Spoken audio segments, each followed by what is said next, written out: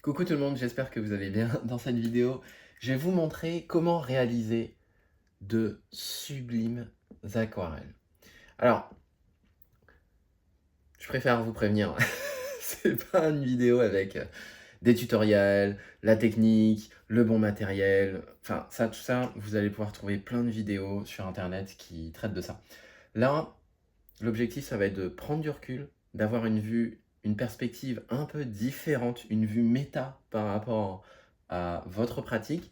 Et l'objectif, hein, à la fin, vous aurez les outils pour pouvoir réaliser de sublimes aquarelles. Alors, réaliser de sublimes aquarelles, c'est, ça aussi je tiens à le préciser, c'est une partie de l'équation. Parce que ce que je propose aux élèves que j'accompagne, c'est pas de réaliser de sublimes aquarelles, c'est pas uniquement ça, c'est de réaliser de sublimes aquarelles qui viennent d'eux, qui viennent de vous, et une dernière partie qui est aussi très importante et dont vous êtes fiers. Donc, c'est une chose de savoir réaliser de superbes aquarelles, c'est autre chose que de faire des aquarelles qui viennent vraiment de vous. Là, vous dites, tiens, c'est moi, j'ai vraiment, ça vient vraiment de moi, ça. C'est mon âme qui est en train de parler à travers l'aquarelle. Et puis, des aquarelles dont vous êtes fiers parce que il se peut que vous sachiez faire des aquarelles qui sont super belles, où vous avez eu un processus créatif, une réflexion artistique autour de l'aquarelle que vous avez créée, et malgré tout, ce que vous créez, vous avez l'impression que c'est nul. Donc, ça, on ne va pas le traiter aujourd'hui. Par contre, on va traiter ce point-là. Et ce point-là, en général, ce qui se passe, c'est que on a tendance à le voir de manière binaire. C'est-à-dire que bah, moi, les aquarelles que je fais, c'est ce que je fais, il n'y a aucune profondeur, il n'y a rien, c'est pas top. Ou, ah bah, il y a des fois où j'arrive à faire de belles choses. Mais quand on regarde le problème de plus près, on se rend compte que on peut découper cette thématique en plein de sous-thématiques. Et souvent, c'est le réflexe qu'on n'a pas. C'est-à-dire que on se laisse porter par nos émotions, hein, forcément, et puis derrière, on se dit que ce qu'on fait, c'est moche. Donc, comment réaliser de sublimes aquarelles? En fait, lorsque vous faites une aquarelle, il y a plein de domaines que vous allez faire travailler, à plein de compétences que vous avez développées et que vous allez mettre à contribution pour, à la fin, réaliser de sublimes aquarelles. Et si on regarde de plus près, une aquarelle, c'est quoi? En fait, c'est une succession d'applications de pigments sur le papier. Donc vous avez un geste comme ça, un geste comme ça. Là, vous allez mouiller cette zone-là en faisant 3 gestes. Là, vous allez apporter du pigment ici et vous allez faire un geste comme ça, comme ça, comme ça, comme ça. Et à la fin, vous allez vous retrouver avec une aquarelle qui est soit super jolie, soit vraiment très moche. Mais qu'est-ce qui va différencier une aquarelle super jolie d'une aquarelle très moche? Eh bien, ce sont les grands domaines qui vont décomposer cette thématique-là. Et cette thématique-là, si on prend un premier domaine, ça va être les techniques. Donc, ça va être vraiment une vidéo où je vais vous lister les différentes techniques. Donc, vous avez les techniques de dessin, d'une part. Et d'autre part, vous avez les techniques de peinture, notamment d'aquarelle. Parce qu'on parle quand même d'aquarelle. Et en fait, en termes de technique de dessin, on peut encore le décomposer. C'est-à-dire que là, vous avez les proportions. Donc si vous avez des personnages qui sont immenses par rapport à des voitures, par rapport à des immeubles, vous avez un problème de proportion. Vous avez la perspective. Vous avez le fait d'avoir les bonnes formes, les bons contours. Si vous avez par exemple un dôme et que vous le faites de manière carrée, c'est pas un problème de proportion, c'est pas un problème de perspective, c'est un problème de forme que vous avez. Et à côté de ça, vous avez les techniques de peinture à l'aquarelle. Et alors là, pour le coup, il y en a pas mal, donc on va toutes les lister, hein. La première, c'est le choix du bon pinceau. Est-ce que vous prenez le bon pinceau lorsque vous peignez? Ensuite, ce pinceau-là, est-ce que vous prenez les bons pigments? Donc le choix du pigment. Il faut choisir le pigment. Ensuite, d'abord, il faut choisir le pinceau. Ensuite, il faut choisir le ou les pigments. Ensuite, une fois que vous avez choisi les bons pigments, il faut doser l'eau. Il va falloir prendre la bonne humidité sur le pinceau. Doser l'eau sur le pinceau. Ensuite, vous allez devoir tenir votre pinceau, donc de la bonne manière. Ensuite, vous allez devoir estimer le bon moment. Quand est-ce que vous allez appliquer le pinceau, le coup de pinceau sur votre papier? Une fois que vous avez estimé que c'était le bon moment, parce que parfois il faut attendre, ensuite, il va falloir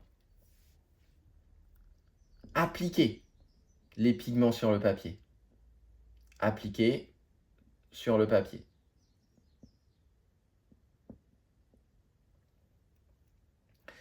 Et ça, vous voyez, déjà, rien. Et ça, c'est sur un seul geste sur votre aquarelle. C'est-à-dire que si vous avez 100 gestes, et encore, il y en a qui ont tendance à surtravailler, c'est-à-dire qui reviennent, et donc on peut multiplier par 2 ce nombre-là. Mais si vous avez 100 gestes pour pouvoir réaliser une aquarelle, 100 fois vous appliquez le pigment sur le papier, et bien 100 fois, vous devez réfléchir à chaque fois à ce domaine-là, le dosage de l'eau, la tenue du pinceau, l'estimation de l'humidité et l'application sur le papier. Et encore, j'en oublie probablement. Sachant que chaque domaine dans la technique de peinture, et c'est pareil pour les proportions, la perspective et les formes, chaque domaine, vous pouvez encore le décomposer en sous-domaines. Donc là, par exemple, si on prend choisir les bons pigments, en fait, les bons pigments, ça appelle à quelle compétence? Le choix du pinceau, ça appelle à la compétence de la connaissance de votre matériel. Ça, c'est l'action à faire et ça, c'est la compétence associée. Choisir les pigments, c'est la compétence de savoir mélanger vos couleurs. Et c'est aussi lié à la connaissance du matériel, parce que notamment, le matériel, il y a le pigment, il y a le papier, et forcément, il y a les pinceaux. Ensuite, là, ça appelle à la compétence du dosage au pigment. Là, la tenue du pinceau, ça appelle à la compétence de... Quelle compétence ça fait travailler, en fait, la tenue du pinceau? On est plutôt sur une compétence de lâcher prise ici. En fait, de lâcher prise ou de contrôle. C'est un mélange entre les deux. Parfois, il faut être dans le contrôle, parfois, il faut être dans le lâcher prise. Estimer le bon moment, ici, c'est savoir jauger l'humidité du papier.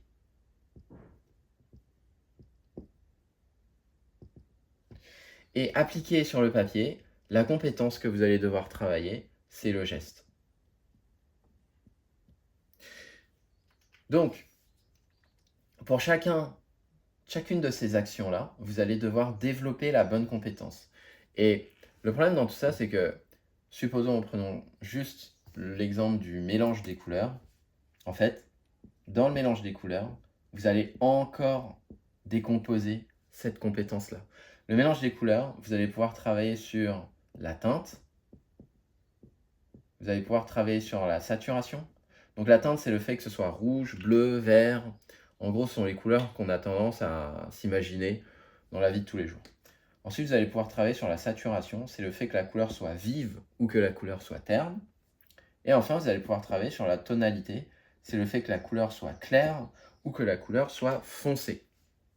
Donc en fonction de ce que vous voulez obtenir, vous devez savoir comment obtenir la bonne teinte. Vous devez savoir comment ternir correctement vos couleurs ou comment obtenir des couleurs les plus vives possibles si vous voulez en obtenir des vives, et comment obtenir la bonne tonalité. Et là, c'est pareil, ça va faire appel à de nouvelles compétences. La saturation, ça va faire appel à la connaissance du cercle chromatique. La teinte, ça va faire appel à... En fait, les trois font appel à la connaissance du cercle chromatique, mais à chaque fois, ça va faire travailler une autre compétence. Ici, la compétence, c'est plutôt la connaissance de vos couleurs.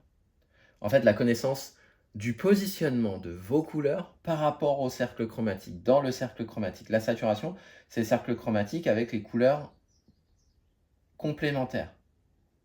Et là, c'est la position de vos couleurs sur le cercle. Et là, la tonalité, c'est le dosage, en tout cas à l'aquarelle, hein, de l'eau, de la quantité, plutôt de la quantité de pigment.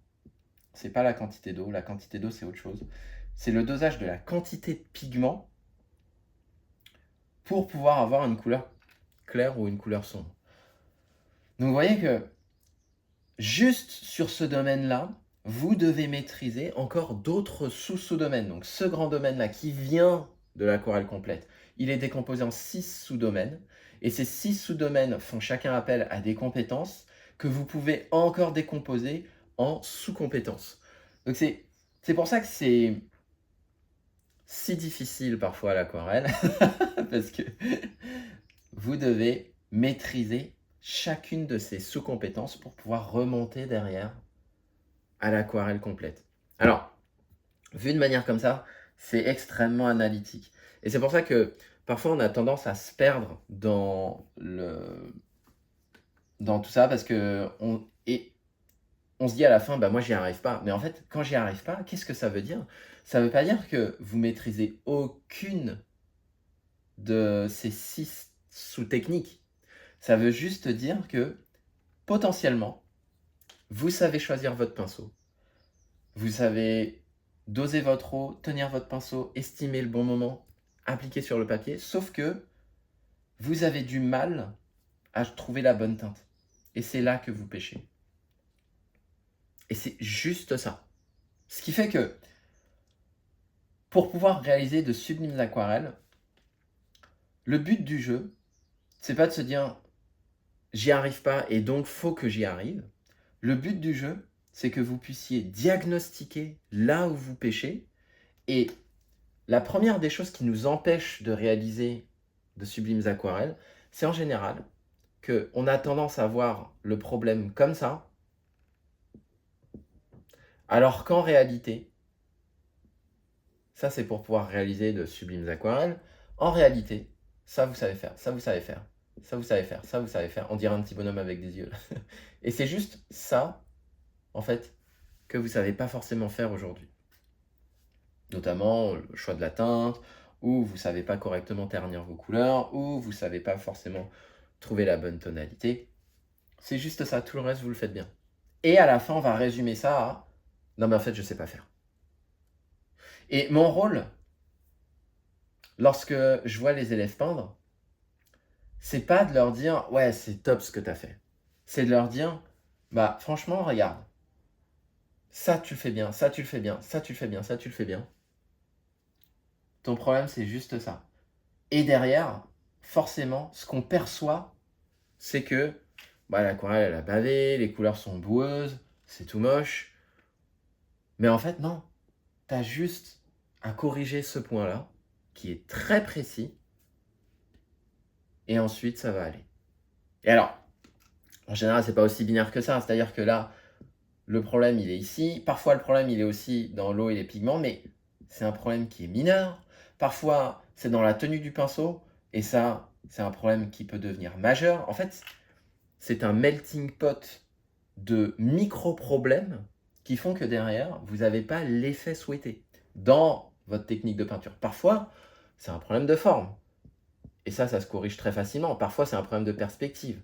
Et quand je le vois une fois, 2 fois, 3 fois, 4 fois chez un élève, c'est pas un petit problème. C'est un problème qui devient beaucoup plus gros. Parce que c'est toujours la même chose. Et à ce moment-là, ce que je dis aux élèves, c'est concentre-toi sur les solutions pour que ta perspective soit bonne. Parce qu'à chaque fois, tu te plantes sur ce point-là. Donc, en fonction de la fréquence, alors c'est pas bah, je sais pas trouver les teintes ou je sais trouver les teintes. Encore une fois, c'est sur une échelle de 0 à 10, à quel point vous savez correctement trouver les teintes. Et vous n'avez pas besoin d'être à 10 sur tous les domaines pour pouvoir faire des aquarelles de dingue. Vous avez juste besoin d'avoir un minimum, et en fait ça dépend aussi des aquarelles. Il y a des aquarelles qui sont très colorées, où là vraiment la recherche sur les nuances et sur les teintes est très précise, et à ce moment-là il faut être à 8. Mais la plupart des aquarelles, vous n'avez pas besoin d'être à 8, 9, 10. Vous avez juste besoin d'être à 5, 6, 7. Et si vous êtes globalement, alors il faut un minimum hein, pour chacun. Donc si vous êtes globalement à 5 pour chacun de ces domaines-là, vous arriverez à faire des super trucs. Et notamment, j'ai sorti une formation qui est disponible sur ma chaîne YouTube. Et alors, qui fait plus de 2 heures. Mais globalement, vous faites des exercices. Ce que je fais, c'est que j'associe certains exercices. Les premiers exercices que je fais, c'est ça vous fait travailler la tonalité. Ensuite, ce que je vous fais travailler, c'est la saturation. C'est les teintes. Et en fait, on isole le problème et à partir de ça, j'en déduis certains exercices, certaines aquarelles complètes qui ne vont faire travailler que cette sous-compétence ou celle-là, ou celle-là, ou un mix des deux. Mais on va pas être dans un choix de pinceau qui va être pléthorique avec, on va dire, 5 pinceaux potentiels. On sera sur un seul pinceau. On va bosser sur un pinceau, donc on simplifie cette sous-compétence. On va rentrer dans le détail de celle-là et à partir de celle-là, on va en déduire une aquarelle complète. Et c'est ça qui fait des résultats qu'on obtient avec cette formation initiation. C'est effectivement, alors, elle s'adresse à des personnes qui n'ont jamais tenu de pinceau de leur vie, mais c'est normal. C'est parce que derrière, je simplifie à fond. Et avec les élèves que j'accompagne, on part de sujets réels. Toutes les semaines, on prend un nouveau sujet, une nouvelle photo qui est basée sur les photos des élèves. Ces photos-là, elles viennent du réel. Donc, elles vont impliquer des techniques de dessin et des techniques de peinture où là, on va pas simplifier le truc. On va être dans un niveau de choix de pinceau où là, il va falloir être à un niveau 6, au moins 7. Et si vous débutez complètement, vous êtes au niveau 0. Donc forcément que ça va être difficile. Là, c'est pareil, on va devoir être à un niveau 7, 8, alors que peut-être que vous êtes à un niveau 3, 4 aujourd'hui. Pour le dosage de l'eau, pareil. Et en fait, on va devoir travailler toutes ces sous-techniques, tous ces domaines-là en parallèle pour pouvoir réaliser une aquarelle qui vient de la vie réelle, qui vient des photos des élèves.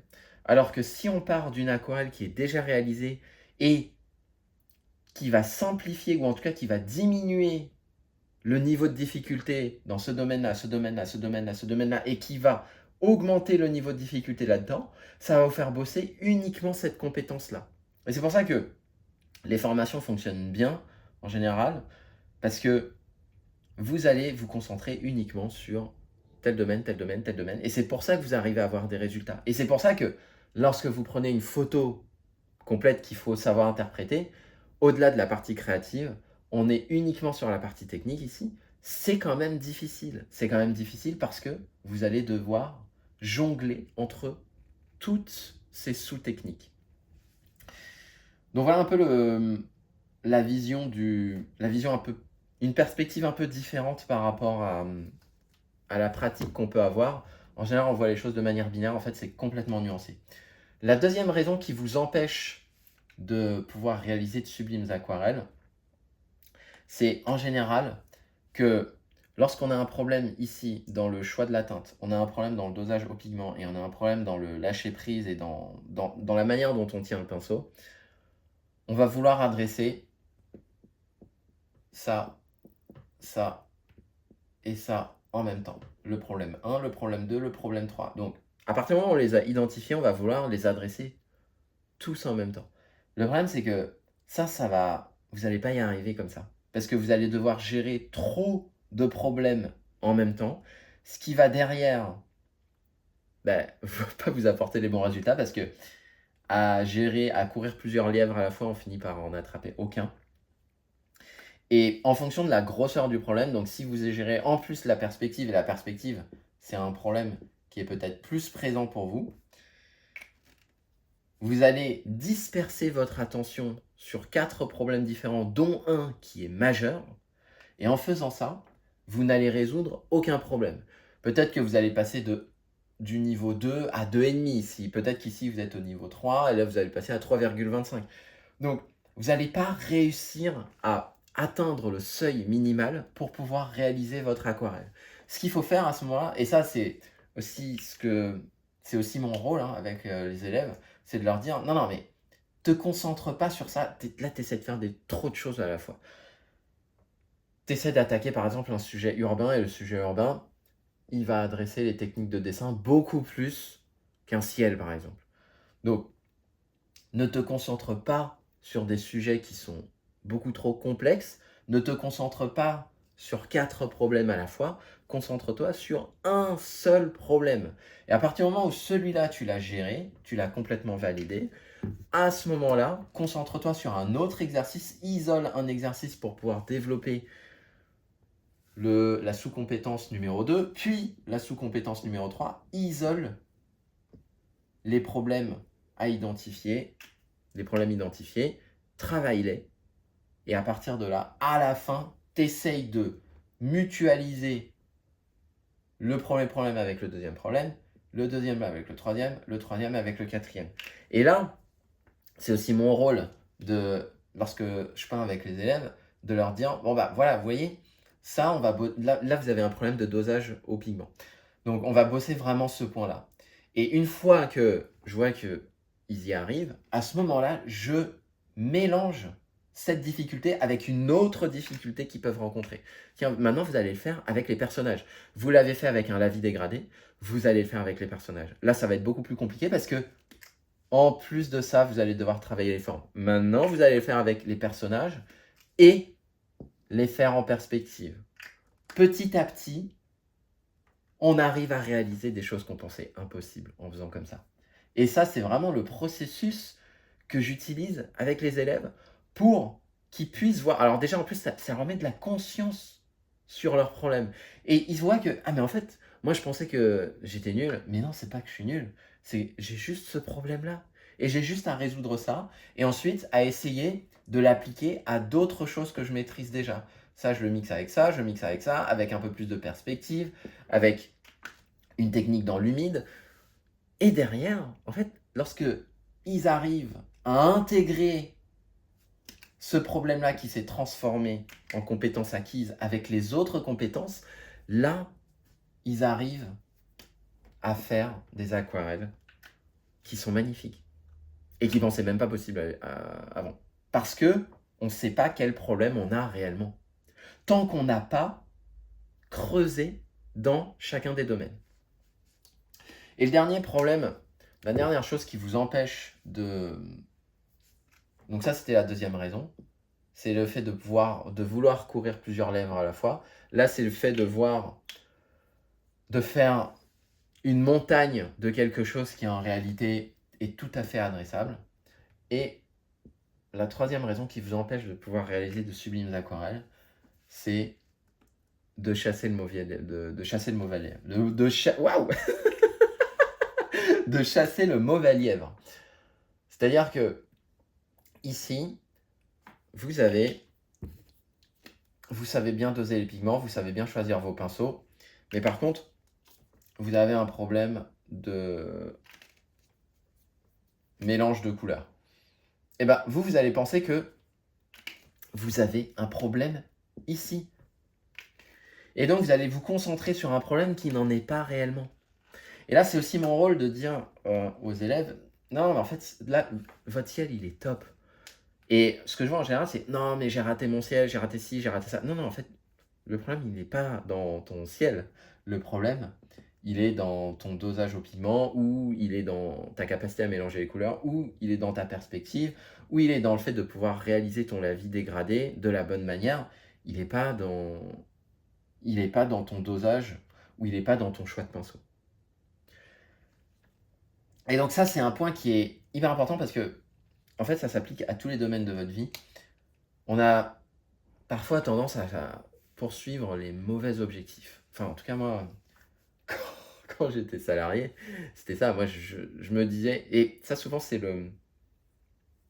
une projection des autres sur nous-mêmes. C'est-à-dire que, hem, ah ouais, tu es destiné à une grande carrière, tu es destiné à gérer une grande équipe et plus tu vas avancer dans ta carrière, plus tu vas gérer une grande équipe.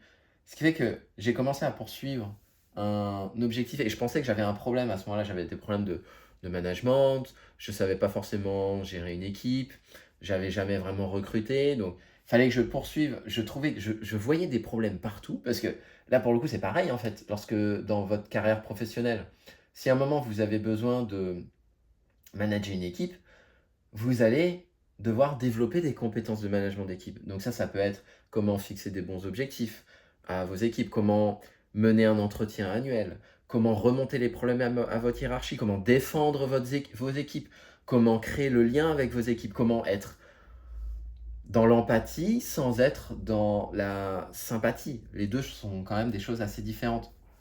Donc, il y a plein de compétences à développer pour pouvoir manager une équipe. Le problème, c'est est-ce que c'est vraiment le problème que j'ai envie de poursuivre? Est-ce que c'est vraiment le problème que j'ai envie de résoudre? Et à la fin, c'est à se demander, mais est-ce que j'ai vraiment envie de ça? Non, peut-être pas. Et à ce moment-là, je poursuis le mauvais problème. Alors que je pense que c'est un problème pour moi. Il faut que je sache recruter des gens. Donc, pour pouvoir recruter des gens, faut que j'écrive correctement la fiche de poste. Il faut que je trouve du coup les missions, les tâches. Faut que je vois dans quelle mesure cette personne peut s'intégrer correctement à l'équipe. Donc il y a plein de compétences à développer, mais en fait, elles n'ont pas lieu d'être dans la mesure où c'est pas forcément le problème que je dois poursuivre. En fait, le problème que j'avais à poursuivre, c'est qu'est-ce que je veux faire de ma vie? Qu'est-ce que je veux faire de ma vie? Et là, notamment, bon, si on en revient à l'aquarelle, on peut avoir tendance à penser qu'on n'a aucune créativité ou qu'on n'a pas le temps, alors qu'en réalité, c'est pas un problème de temps qu'on a. C'est un problème de je m'amuse pas avec l'aquarelle, je prends plus de plaisir avec l'aquarelle. Et c'est ça qu'on travaille dans l'accompagnement. Et bizarrement, les élèves qui rejoignent l'accompagnement, quand à l'époque ils pouvaient se dire non mais moi le problème c'est que j'ai pas le temps, je sais pas m'organiser, j'arrive pas à trouver un seul moment, c'est parce que l'aquarelle ne vous paraît pas aussi fun qu'avant. C'est souvent ça le réel problème. Et notamment, si vous prenez ma formation initiation, les premiers exercices, c'est faire des traits, un trait un petit peu clair, un trait un petit peu plus foncé et puis un trait encore plus foncé. Mais ça, au bout d'un moment, c'est ennuyant. Et forcément, derrière, lorsque c'est ennuyant, peut-être que Netflix ou Amazon Prime ou les vidéos sur YouTube ou les tutoriels, et c'est là qu'on tombe dans la tutobésité, on va pourchasser quelque chose qui est de prime abord plus fun, alors que, parce qu'on pense que euh, c'est ça qu'on en fait, c'est ça qu'on fait, c'est ça qu'on souhaite, ça va être le shoot de dopamine. On pense pouvoir résoudre le problème de, bah, du coup, non, mais j'ai pas le temps, je vais prendre quelque chose de simple et je vais trouver un petit tuto sur internet. En réalité, c'est pas ça le vrai problème. Le vrai problème, c'est que vous devez travailler sur les techniques fondamentales, sauf que c'est pas assez fun de travailler sur les techniques fondamentales.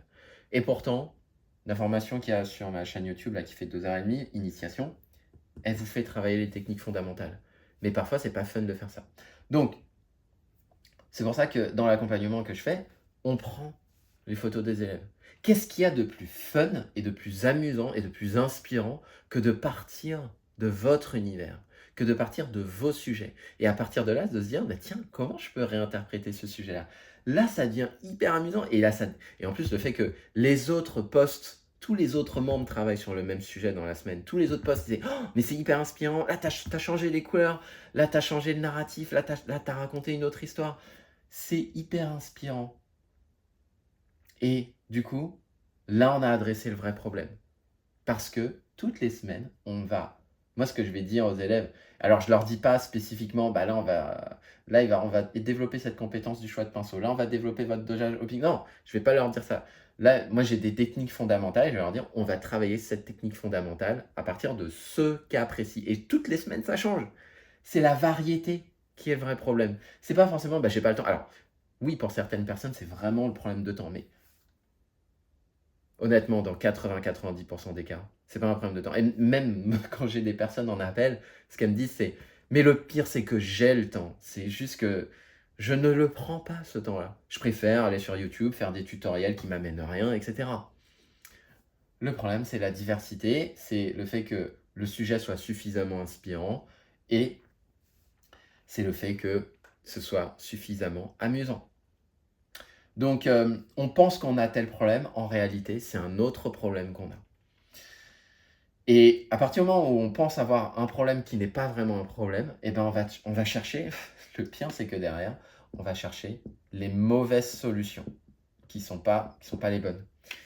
On va chercher les tutoriels sur internet qui vont pas nous faire vraiment travailler le truc. On va essayer de recopier des aquarelles alors qu'en fait, on n'a pas forcément un problème de technique. On a peut-être un problème de créativité pour pouvoir créer des aquarelles qui viennent vraiment de nous.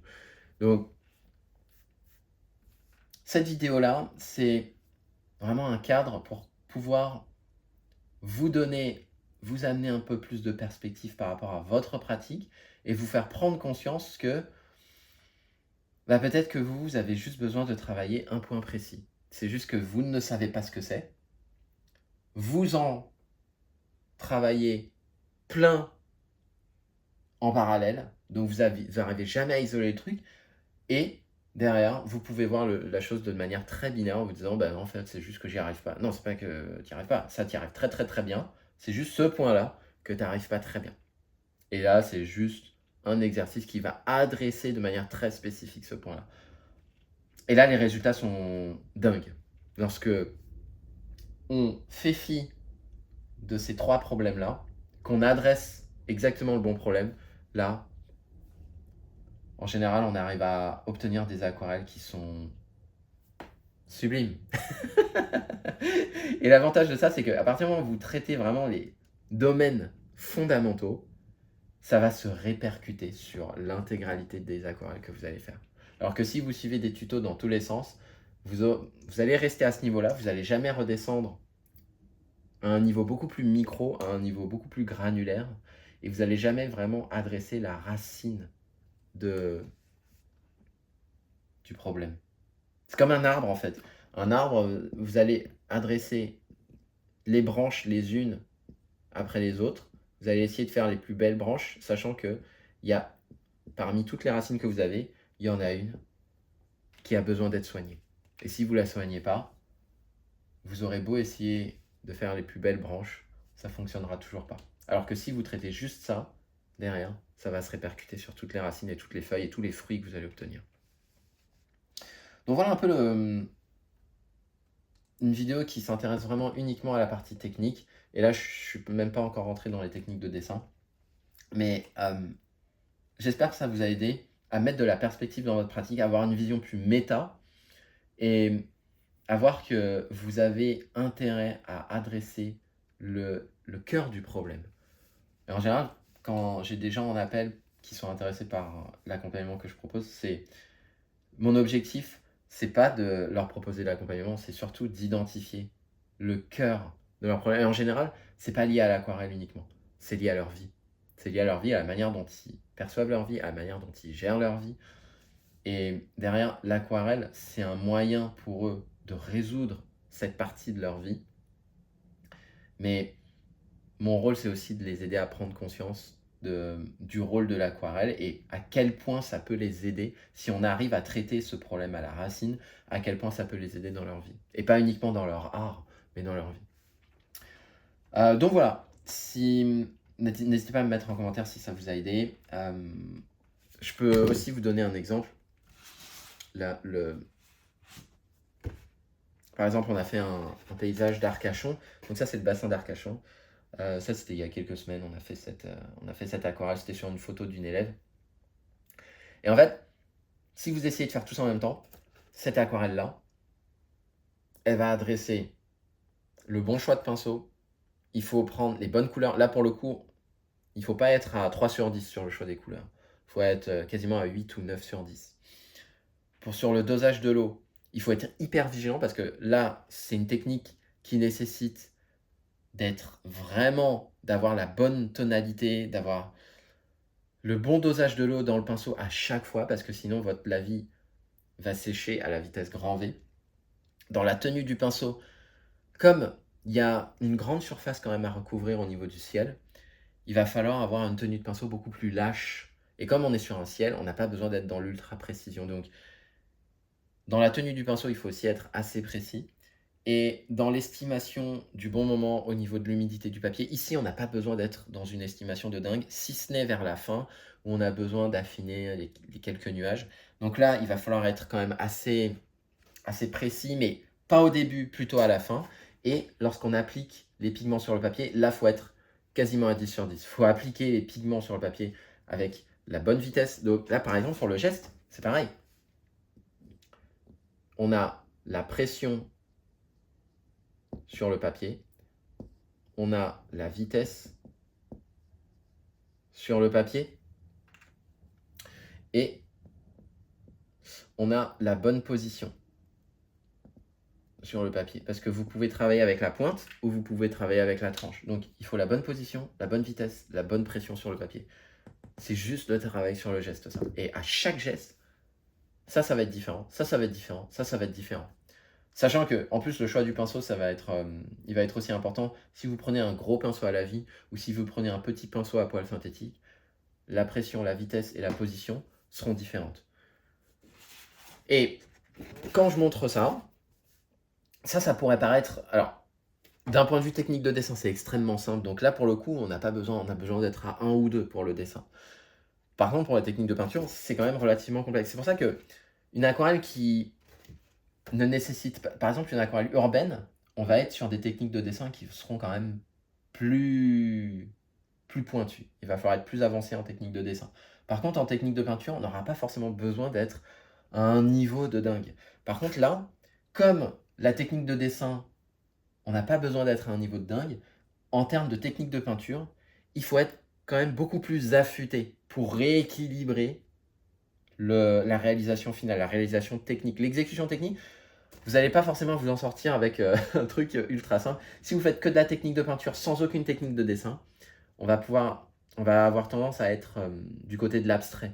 Donc il faut faire aussi attention à ce point-là. Et c'est pour ça qu'il faut bien maîtriser ces techniques de peinture pour éviter de trop être dans l'abstrait. Donc là, si on isole les choses, eh bien, pour certains élèves, ils vont avoir un problème de dosage de l'eau. Et à ce moment-là, on va uniquement s'adresser à cette partie-là. Et c'est pour ça que les exercices que je fais avec les élèves, c'est ça. C'est que derrière, quand je les retrouve, je leur dis, bah, ne faites pas comme ça, parce que là, vous allez perdre la luminosité. Faites un exercice comme ça. Et petit à petit, à force d'adresser vraiment les problèmes avec eux, je vais pouvoir leur dire, bah, vous voyez là vous avez mal estimé l'humidité du papier. C'est pour ça que vous avez ici des bords bien définis, trop bien définis, entre ce lavis-là et ce lavis-là. Donc c'est vraiment ça qu'il faut faire. Ensuite, là, vous avez un mauvais dosage de l'eau. Là, vous avez trop de bleu et vous avez du mal à le mélanger avec le orange. Donc il va falloir plus vous orienter vers ce type-là, où là, ça va se fondre un petit peu plus. Et j'isole constamment les problématiques pour à la fin leur dire, bon bah maintenant, une fois que vous avez résolu ce problème, essayez de les assembler et vous arrivez à obtenir un truc qui est, somme toute, beaucoup plus sympa, beaucoup plus équilibré, avec une belle lumière, avec un bel arrière-plan, avec une belle profondeur. Donc, on le fait sur des petites tailles. Là, c'est pareil, le fait de le faire sur des petites tailles, dans les techniques de peinture, il y a aussi la taille, parce qu'elle va amener une complexité supplémentaire, la taille.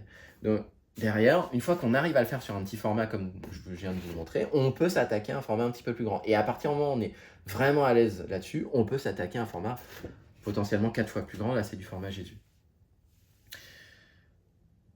Donc, la philosophie de tout ça, c'est... Lorsque vous avez un problème, et c'est pas forcément uniquement à l'aquarelle, parce que ça, j'essaie de l'appliquer dans tous les domaines de ma vie, que ce soit dans ma partie entrepreneuriale.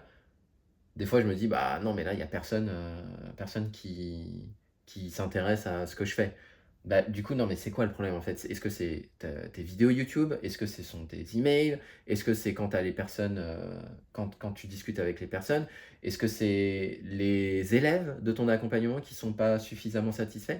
En fait, à chaque fois, vous voyez qu'on décompose le truc et derrière, lorsqu'on voit vraiment la racine du problème et le problème prioritaire, parce que souvent il y en a plusieurs, mais quel est le problème prioritaire? À ce moment-là, on peut vraiment taper là-dedans, trouver les bonnes solutions, parce que là, il peut y avoir 2, 3, 4, 5 solutions différentes. Trouver la bonne qui nous convient, et derrière, ça va se répercuter sur tout le reste. Et ça, on peut le faire pour nos relations affectives, pour notre parentalité. Moi, avec mes filles, j'essaie de faire un peu la même chose.